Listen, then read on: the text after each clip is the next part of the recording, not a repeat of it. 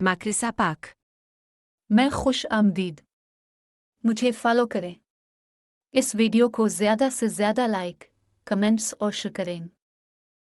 अस्सलामुअलैकुम नाजरीन, आपसे एक छोटी सी रिक्वेस्ट है कि वीडियो को ज़रूर एंड तक देखें। हम इतने मेहनत से आपके लिए ऐसे स्पेशल स्टोरीज़ बनाते हैं और चैनल को ज़रूर सब्सक्राइब कीजिए।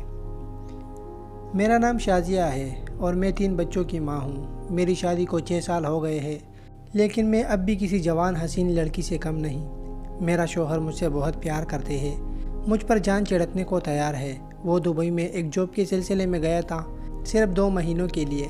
मेरी सास मुझसे नफ़रत करती है क्योंकि उसका बेटा मुझसे प्यार करता है, तो सास को कैसे ये बर्दाश्त हो सकता है। नबील मेरे शौहर का नाम है। उसने मुझे गाँव से दूर एक घर किराए पर रखा था जहाँ मैं रहती थी। नबील का भाई और अब्बू सब मुझसे नफ़रत करते थे, इसलिए वो मेरा हाल अहवाल पूछने के लिए भी नहीं आते थे। नबील का ऑफिस का एक दोस्त था जो हमारा बहुत ख्याल रखता था। वो हमारे हर काम के लिए ताबेदार होता था। एक दिन शाम के वक़्त मेरे छोटे बेटे की तबीयत बहुत ख़राब थी, तो मैंने उसको फ़ोन करके बुलाया। उसने मेरे बेटे को डॉक्टर के पास ले गया। मैं इंतज़ार करती रही। उसको आने में बहुत देर हो गई, तो मैंने उसको कॉल की और हाल पूछा, तो उसने कहा आधे घंटे में पहुंच जाएंगे। बहुत रश था। हमारा नंबर अभी आया है और उसके बाद पता नहीं मेरी आंख लग चुकी थी और मैं सोफे पर ही सो गई। रात को तकरीबन 12 बजे के करीब मुझे महसूस हुआ कि कोई मेरे बहुत करीब आकर मुझे सूंघ रहा है। मेरी आंख खुली तो सामने असगर खड़ा था, मुझे गौर से देख रहा था। असगर मेरे शौहर के दोस्त का नाम है। मैंने जल्दी से दुपट्टा ठीक किया और उठकर खड़ी हो गई। मैंने पूछा, असगर तुम कब आए और डॉक्टर ने क्या कहा?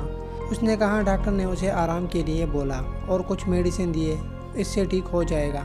वो ये कहकर जा रहा था, लेकिन इतना तेज़ बारिश थी कि वो हिम्मत नहीं कर सका।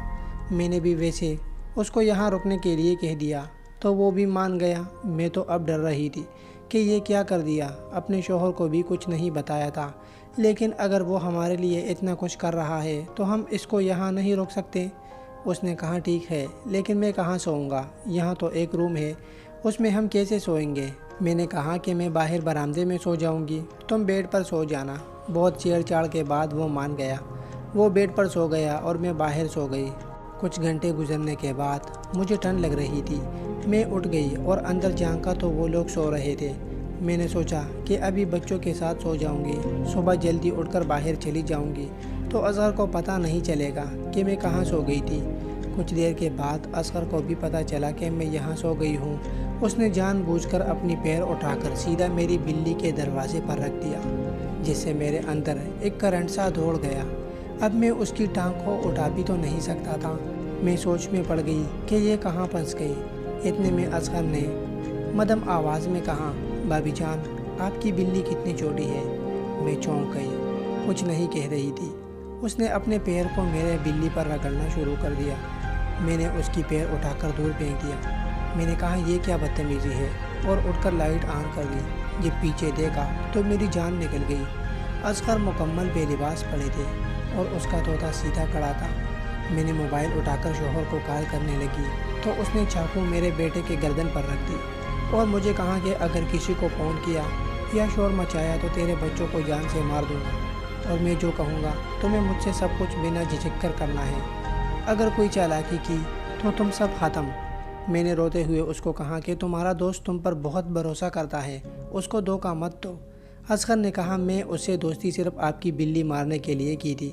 वो तो पागल है, अपने बाप भाई से दूर ले आकर तुझे मेरे हवाले कर दिया, और आज मैं अपनी जवानी का जोश तुम पर निकालूंगा। इस रात का मुझे कब से इंतज़ार था। बाहर बारिश बरस रही थी। मैं ऐसा अगर ना करती तो अपने बच्चों को खो देती। मेरे पास कोई चारा नहीं था। मैंने अपना वजूद उसके हवाले कर दिया। उसने मुझसे अपने तोते को मुंह में रखवाया, फिर मेरे ड्रेस को निकालकर मेरे गेंदों के साथ खेला, फिर मेरी पैर को अपने कंधों पर रखा और मेरी बिल्ली में अपने तोते को दाखिल किया। बहुत बड़ा तोता था। वो कभी किसी स्टाइल और कभी किस स्टाइल से मेरे साथ टूर्नामेंट कर रहा था। जब सुबह हुई तो मुझ में जान नहीं थी। वो लगातार पूरी रात मेरे साथ टूर्नामेंट कर रहा था। उसका तोता बहुत छोटा हो गया। बग़ैर गोली खाई उसने पूरी रात मेरी बैंड बजाई और सुबह को मुझे उल्टा लेटा दिया और पीछे की तंदूर में रखा, जिससे मुझे बहुत दर्द हुआ। لیکن اس کو کیا، وہ تو اپنا مزہ لے رہا تھا۔ جب فری ہو گیا تو مجھے 5,000 روپے دے کر کہا آج رات پھر آؤں گا، اگر کسی کو بتایا تو تم سب کو مار دوں گا۔ میں نے کہا کسی کو نہیں بتاؤں گی۔ اس نے بائک سٹارٹ کر دیا اور چلا گیا۔ اب میں اٹھ بھی نہیں سکتی تھی اور پوٹ پوٹ کر رو رہی تھی۔ کوئی میرے پوچھنے والا نہیں تھا، میں کس سے مدد لیتی۔ صبح بچے اٹھے تو وہ بھی میرے حال پر رونے لگے۔ میں نے ان کو کہا مجھے بخار ہوا ہے۔ اب مجھے ڈر تھا کہ یہ آج رات بھی آئے گا تو میرا کیا حال کرے گا، لیکن اس بار تو معاملہ کچھ اور تھا۔ اس نے مجھے کال کی کہ بچے سو گئے۔ میں نے کہا ہاں، تو 10 منٹ بعد وہ آ گیا، لیکن اس کے ساتھ ایک اور ہینڈسم نوجوان تھا۔ میں نے کہا یہ کون ہے اور کس لیے آیا ہے؟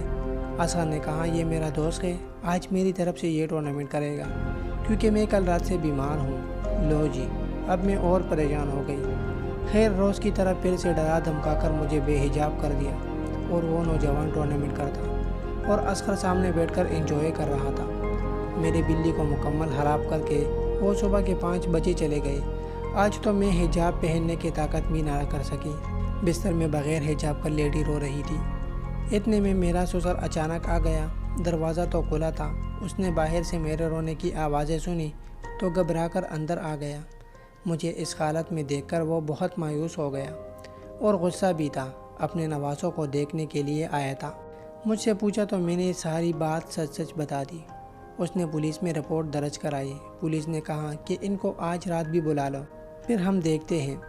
وہ دن تو ابو کے ساتھ وہی گزار دی۔ ابو کو ہاتھ جوڑ کر کہہ دیا کہ اس بات کا پتہ نبیل کو نہ چلے۔ اس نے میرے عزت کا خیال رکھا، اس نے کسی کو بھی نہیں بتایا۔ کل پھر ملیں گے ایک نئی ویڈیو کے ساتھ۔ Makrisa Pak. کو فالو کریں، میری ویڈیوز کو لائک، کمنٹس اور شیئر کریں۔ اللہ حافظ۔